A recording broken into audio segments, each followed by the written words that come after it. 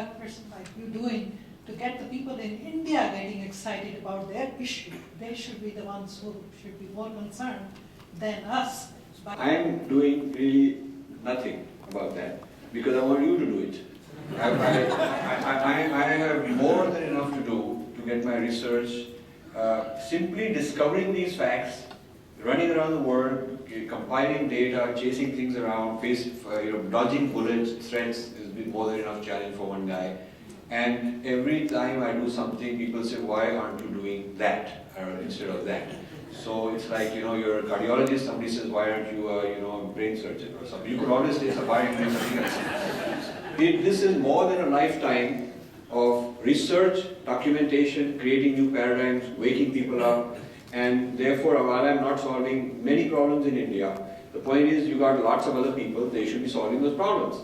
So I'm quite happy, I got my work cut out for me. I would like to produce this in different languages and then get people in India to do what you're talking about. We have a Gujarati version, Tamil version, whatever version. People in India need to stand up and do this. Somebody sitting in Princeton cannot do all the work.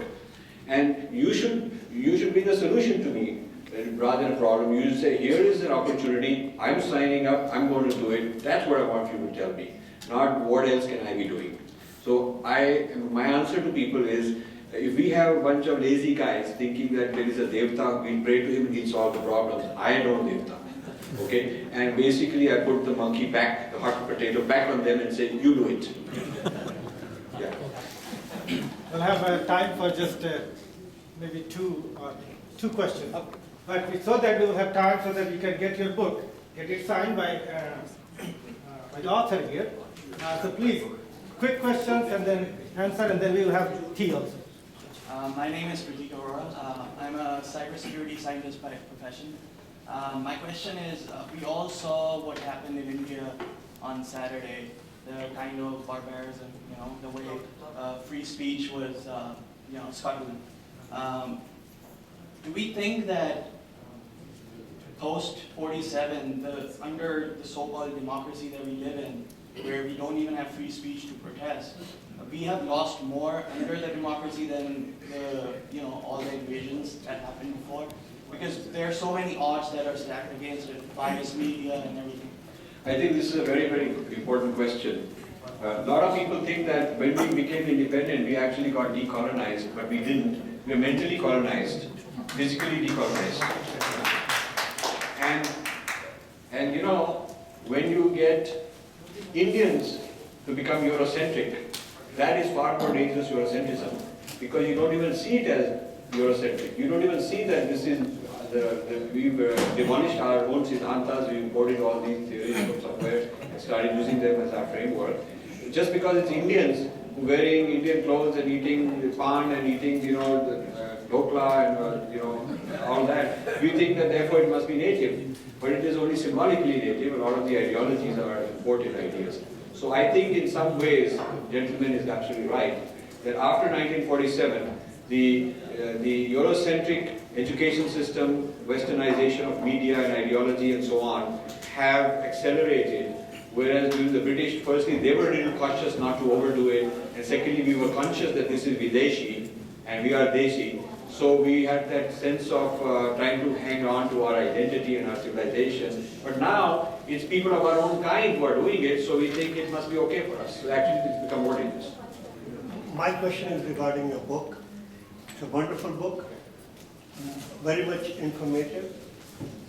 But to learn a little bit more, you have mentioned there to contradict the theory of Aryans coming from Europe to India and then proceeding south to crush the Dravidians. And so first part of your book is about Aryan theory, and what I personally feel that the Europeans, they have tried to change the dates of the history, Indian history especially, and they have tried to distort the interpretation of our Sindhu Ghati Sabhyata also.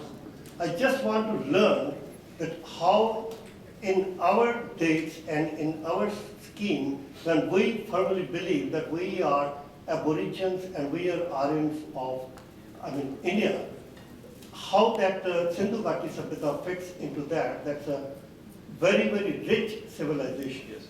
Yeah, I think the issue of it's a huge topic, Yeah. and I can discuss it with you offline, but just to give a little bit of it, the physical archaeological evidence shows a continuity of what is called the Indus-Saraswati civilization around Sindh, and for a very long thousands of years, and no evidence of foreign import. It is indigenous from the soil.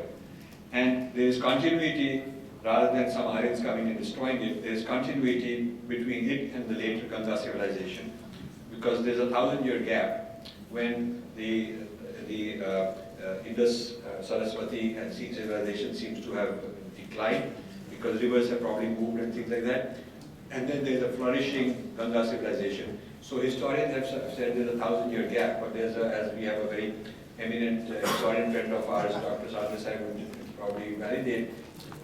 Archaeologists are finding that there is actually a lot of things happening in that 1,000 years which shows continuity. It is not a discontinuity, and they are not two independent. Indus and Ganga civilization are not two separate civilizations like people have often said. So that continuity starting in Sindh going into the heartland of India is definitely there. Now, then there is the issue, separate from physical evidence is the text. Text evidence is a little more difficult because you don't know what was interpolated and added later. And you don't always know necessarily where the person was based when he was writing the text, because also due to the oral tradition, things moved around a lot before they got written down. So when people give dates like when was a certain event happening, I like to say that that may have been the date when it was written down. When they say that, Rig Veda is such and such year, I mean, Rig Veda says it is apurusha, it is authorless, it is beginningless. So how can you give it a beginning? If it is beginningless, that may be when it was written down. That doesn't mean that it was created at that time, because it was not created ever, it was eternal. So I think the texts have many challenges, and we do need more research, but the physical archaeological evidence shows a lot of continuity. Thank you for showing up.